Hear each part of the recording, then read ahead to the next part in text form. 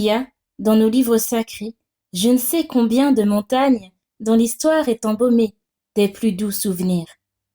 Les monts d'Arménie reçoivent l'arche de Noé, pleine des vies qui allaient repeupler la terre. Sur le mont solitaire de la vision, Abraham, fidèle aux promesses divines, s'apprête à immoler son Isaac. Jéhovah descend, au milieu des éclairs et des tonnerres, sur les cimes du Sinaï, qui tremblent et qui chancellent, pendant que la plume ardente des chérubins écrit la loi sur la table de marbre. C'est sur une montagne que Moïse prie, les bras étendus, et obtient à son peuple le courage et la victoire. C'est sur une montagne qu'il expire, saluant dans le lointain la terre promise à ses ancêtres. C'est sur une montagne qu'est déposée l'arche d'alliance, en attendant qu'un temple magnifique l'abrite sous des tentures d'or, et c'est encore sur une montagne, adorable celle-là, que le Christ mourant réconcilie avec le ciel l'humanité déchue. Mais de toutes ces montagnes illustres, à part le Calvaire et aussi le Tabor, je n'en connais point dont le nom parle plus à la piété chrétienne que celle du Carmel. Le Carmel, n'est-ce point la montagne de la Vierge?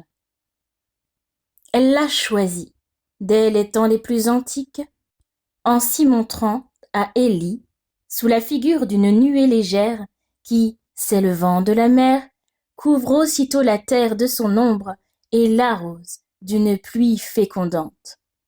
Là, nous dit la tradition, fut élevé le premier autel. Là furent chantées les premières louanges en l'honneur de Marie. Et là, dans des grottes sanctifiées par les prières et les austérités des enfants des prophètes, naquit la première famille religieuse qui arbora son drapeau et alla le porter jusqu'aux extrémités de l'univers. Que fera donc la reine et la dame du Carmel pour les premiers chevaliers de son culte?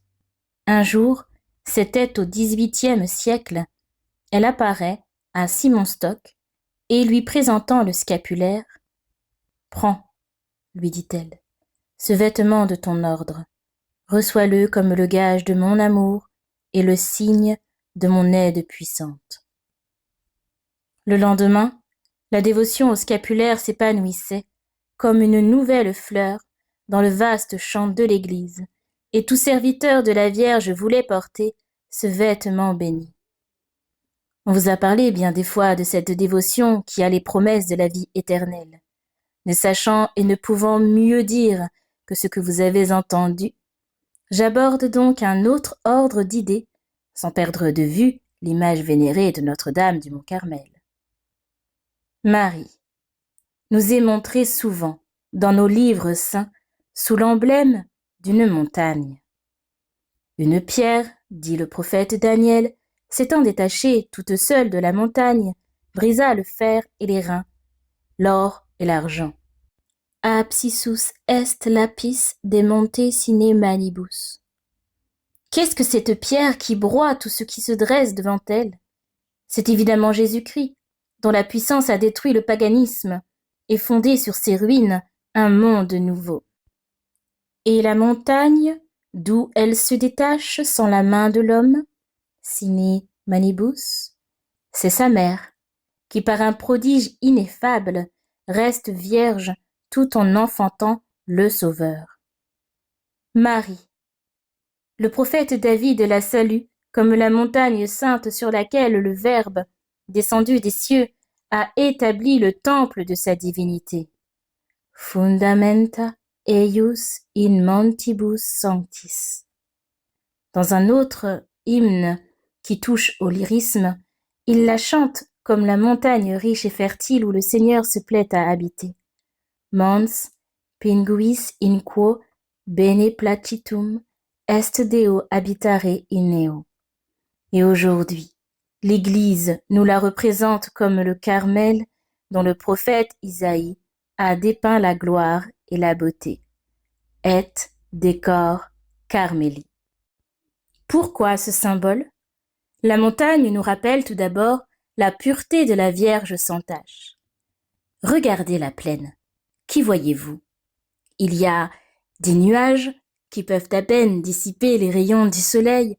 Il y a des brumes épaisses qui planent sur les cités et des souffles fétides qui sèment la mort. Il y a des torrents qui dévastent les sillons, des fleuves qui débordent et des sentiers fangeux.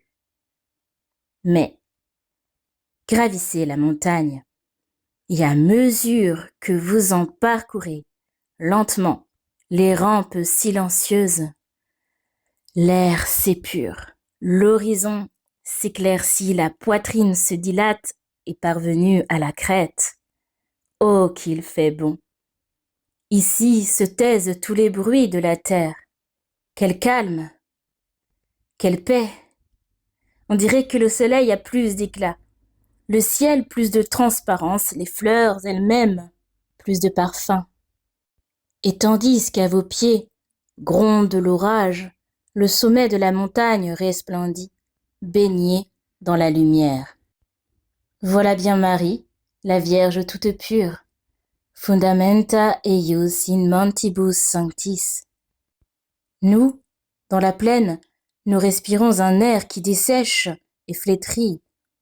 Le vice a couvert tous nos chemins de sa boue, et le fleuve de la corruption, qui a sa source au paradis terrestre, nous entraîne dans son flot.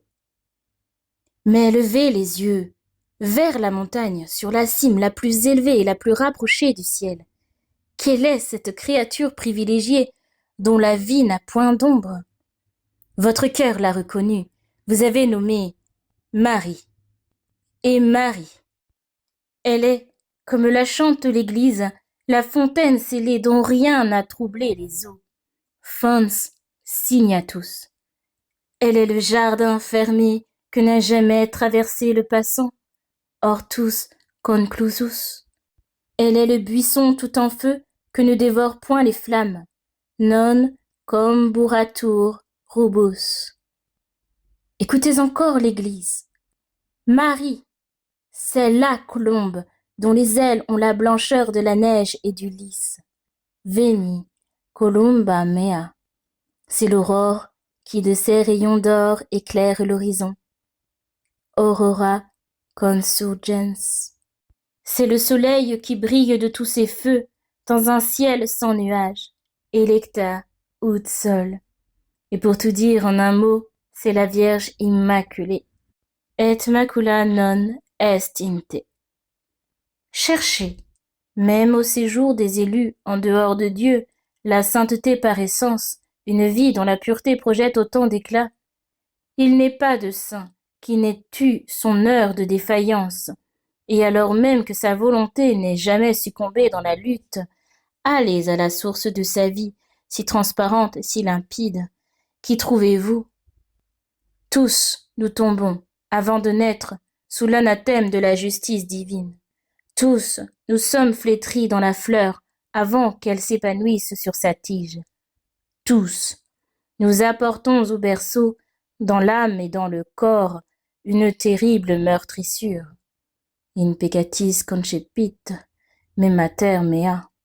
Et à ce moment de l'existence humaine, où l'on aurait de la peine à saisir le premier battement de cœur, l'enfant qui demain sera vierge, apôtre ou martyr, est séparé de Dieu par un abîme insondable. Seule Marie peut jeter à l'enfer ce défi solennel. Où est ta victoire? Ubi est victoria tua? Où est ton aiguillon? Ubi est stimulus tuus? Seule, elle a brisé la tête du serpent, selon l'antique promesse. Ipsa conteret caput tuum. Seule, elle a reçu la grâce avec toute sa plénitude, et la grâce a si bien germé sur cette terre vierge que pas une ivraie n'a poussé dans ce sillon béni. Benedicta tu in mulieribus. Elle est donc la montagne sainte, fundamenta eius in montibus sanctis. Et aussi, la montagne est lancée dont les cimes perdues dans l'azur du firmament nous rappellent sa grandeur incomparable, qui n'est surpassée que par la grandeur infinie de Dieu. Savez-vous quelque chose de plus grandiose et de plus majestueux que la montagne qui borne l'horizon? Le voyez-vous, ce colosse, dont les pieds de granit s'enfoncent dans le sol, tandis que sa tête disparaît dans les nues? Le voyez-vous, ce géant, qui de son poids semble vouloir écraser la terre? Les voyez-vous, ces pics sublimes, d'où descend la foudre et ces crêtes hardies où habitent les aigles? Allons, jusqu'au sommet, et de ces hauteurs qui avoisinent le ciel, abaissons le regard vers la plaine. Mon Dieu, qu'est-ce que le fleuve au large bord? Qu'est-ce que le rempart qui entoure la cité? Qu'est-ce que la vaste basilique avec sa voûte aérienne et ses flèches qui se dressent fièrement dans l'espace? Tous les êtres se rapetissent, et les plantes et les arbres et les hommes ne sont que des points à peine visibles, dispersés dans l'immensité. Telle est la grandeur de Marie, devant laquelle toute gloire s'éclipse, comme en face du soleil s'éclipsent toutes les étoiles. Exalta est super choros angelorum ad celestia regna. Mais quoi d'étonnant! Marie est la mère de Dieu. Et seule entre les élus, elle peut dire au Créateur des mondes: vous êtes mon fils, et je vous ai engendré dans le temps, comme Dieu le Père vous engendre dans son éternité. Filius meus est tu. On assure que, dans les déserts de l'Égypte, à mesure qu'on s'éloigne des pyramides, ces monuments gigantesques, au lieu de s'abaisser à l'horizon, semblent au contraire se rapprocher des nues. Ainsi en est-il de la maternité divine.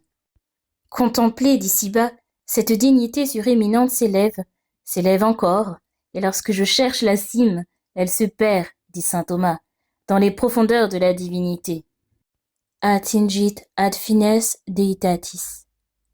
Tous les êtres de la création sont échelonnés avec une progression harmonieuse, et par la pensée je vais graduellement du grain de sable à la montagne, de la goutte d'eau au torrent, du brin de mousse au cèdre majestueux. Mais s'agit-il de la maternité de Marie?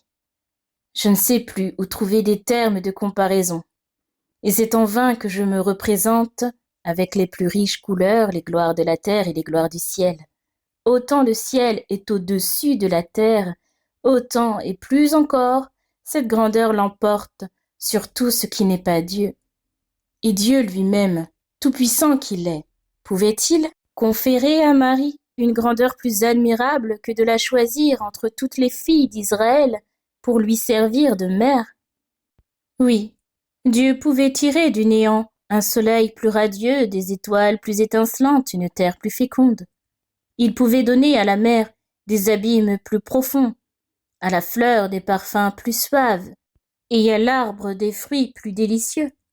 Il pouvait, en créant l'homme, élargir les horizons de son intelligence, creuser dans son cœur d'autres sources d'amour et réunir dans la structure déjà si belle de son corps toutes les merveilles du monde matériel. Il pouvait même ajouter sans mesure et sans fin de nouvelles grâces, aux grâces étonnantes qui s'étaient déversées comme un fleuve dans l'âme de Marie. Mais pouvait-il faire une mère plus grande, plus élevée que la très sainte Vierge? Non, répond saint Bonaventure. Et pourquoi? Parce que c'est le Fils qui est la grandeur de la mère. Or, regardez bien l'enfant que la Vierge de Nazareth tient dans ses bras. Est-ce un roi, un conquérant, un sage, un philosophe? Est-ce un thaumaturge? Est-ce un prophète? L'Évangile et le symbole, les conciles et les docteurs nous l'affirment. C'est le maître de l'univers, c'est le sauveur du genre humain, c'est Dieu. Maria de qua natus est Jesus, qui vocatus Christus.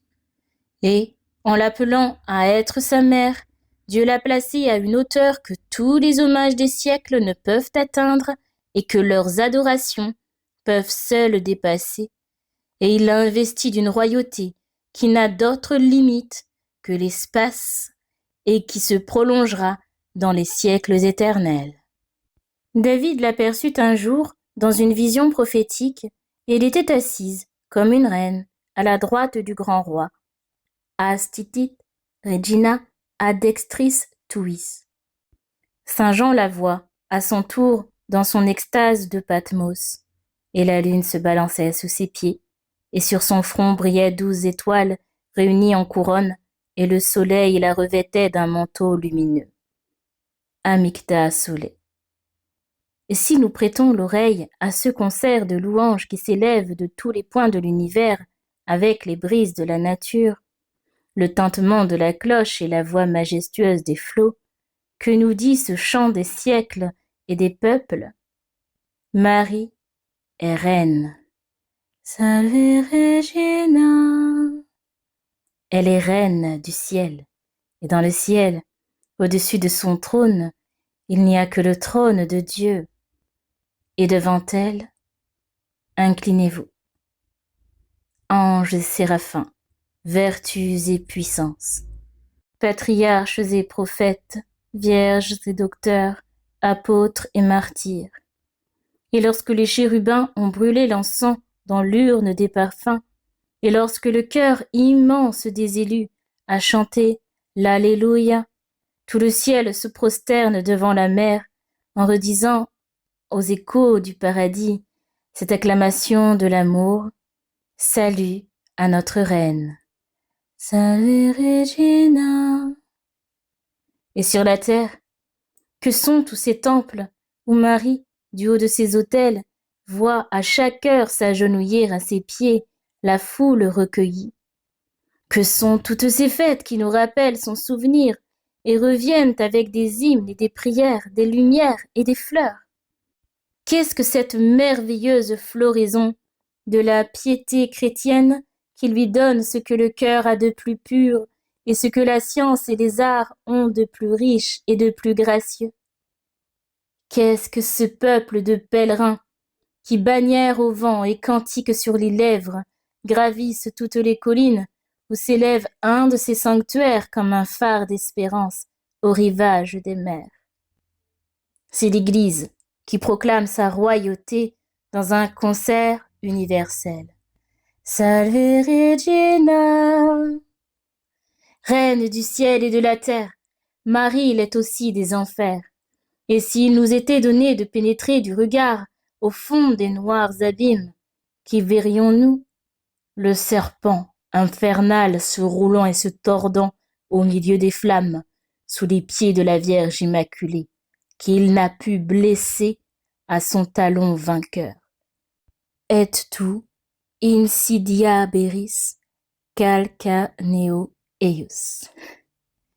Il sait que cette Vierge si bien nommée, la femme forte, plus terrible qu'une armée rangée en bataille, déjoue tous ses complots, terrasse l'impiété, assure à l'Église ses victoires, arrache au vice des milliers d'âmes dont elle peuple le ciel. Il le sait, et la rencontrant sur tous les chemins avec sa force et sa puissance, il recule, épouvanté, frémissant de rage et poussant malgré lui ce cri de dépendance. Salve Regina. Laissez-moi donc appeler Marie, avec les prophètes, la montagne de Dieu, Mons Dei. Elle est la plus élevée, la plus sainte, la plus éminente de toutes les créatures, et de ses mains tombe la grâce qui vivifie les âmes, comme de la montagne jaillit la source qui féconde les champs. La Providence a creusé d'immenses réservoirs dans les flancs des rochers, et de ces gouffres souterrains s'échappe en fleuves, en ruisseaux, en nappes abondantes, l'eau qui verse le ciel. Eh bien, l'eau, c'est la grâce. Elle coule, cette eau mystérieuse, en flots intarissables, à travers l'Église et à travers les âmes. Et sans la grâce, à quoi ressemblerait l'Église? Au désert de sable, où ne pousse aucun brin d'herbe qui annonce la vie, et les âmes ressembleraient à la branche desséchée qui ne donne ni verdure ni fruit, sine me michil potestis facere. Mais la grâce, d'où vient-elle? Assurément, nous n'avons qu'un sauveur, disons-le bien haut, afin que l'hérésie nous entende. Et ce sauveur unique, c'est vous, aimable et bien-aimé Jésus. Oui, c'est vous, qui armé de la croix, comme David de la fronde, avez terrassé le géant des enfers. C'est vous, qui avec du sang, avez payé la rançon de l'humanité coupable. C'est vous, qui par les abaissements de la crèche et le martyre du calvaire, avez sauvé le monde. Et personne, dit saint Paul, ne peut être sauvé que par vous. La grâce a donc jailli du cœur sacré de Jésus-Christ, transpercé par la lance. Et depuis tous ces siècles, elle coule de ce cœur adorable qui ne s'est plus fermé. Aoretis aquas de fontibus salvatoris. Seulement, nous disent les docteurs, dans le plan admirable de la rédemption, le Sauveur a voulu que toute grâce, avant de tomber dans une âme, passe par les mains de sa mère. Mater divine gratiae. Et c'est ainsi, comme le chante l'Église, que la vie nous arrive de la source d'où s'était échappée la mort. Ut unde mors oriebatur inde vita resurgeret. À la première heure de la création, que trouvons-nous? Un homme et une femme, Adam et Ève, qui, destinés à être le père et la mère des vivants, tombent sous la malédiction divine et nous transmettent avec leur sang le germe de la mort. Franchissons maintenant les siècles. Arrivons à l'heure si longtemps attendue, où des abîmes de la miséricorde va surgir une création nouvelle. L'homme-Dieu, notre Seigneur Jésus-Christ, est-il seul à refaire son ouvrage? À cette autre page de notre histoire apparaît encore une femme, c'est Marie. Et que fait-elle? Peuple, battez des mains, s'écrie l'Église dans un de ses cantiques. Une vierge vous a rendu la vie. Vitam datam ver virginem gentes redempte plaudite. Et comment cette Ève de la Nouvelle Alliance a-t-elle ramené la vie dans le monde où la première Ève avait introduit la mort? Est-ce uniquement en nous donnant son Fils et son intervention finit-elle à la crèche? Non, certes, non. Sur le calvaire où il l'avait associé à ses immenses douleurs, notre Seigneur Jésus-Christ a confié toutes les âmes à ses tendresses maternelles, et de même qu'au sein de la famille, la mère distribue aux enfants le pain que le Père gagne par son dur labeur. Marie, dans la société chrétienne, veille sur les âmes qui sont le prix du sang divin, et à chaque âme, elle distribue la grâce que nous a méritée le Sauveur, et si par la transmission de la nature humaine, dit saint Bernardin de Sienne, Ève est la mère de tous les hommes, Marie est par la communication de la grâce invisible la mère des élus. Sans cela, pourquoi tous les yeux se tournent-ils vers elle de la vallée des larmes chaque fois qu'il s'agit d'attirer sur la terre les richesses du ciel? Pourquoi les peuples appellent-ils son secours à la veille des combats et suspendent-ils à ses autels au lendemain du triomphe leurs étendards victorieux? Pourquoi le malade l'abrite-t-il sur son lit de douleur, le pilote quand la vague blanchit d'écume, le vieillard quand la terre manque sous ses pieds et le mourant à sa dernière heure? Pourquoi l'Église l'implore-t-elle dans les situations les plus diverses de la vie, comme le secours des chrétiens, Auxilium Christianorum, le refuge des pécheurs, Refugium Peccatorum, et l'espérance de ceux qui n'en ont plus, Spes Desperandorum? C'est que Marie vient en aide à toutes les misères, Saint Bernard défie les siècles de montrer une âme, une seule âme, qui dans sa détresse est criée vers elle sans en être écoutée. Et Bossuet ajoute « Les dons du Seigneur sont sans repentance ».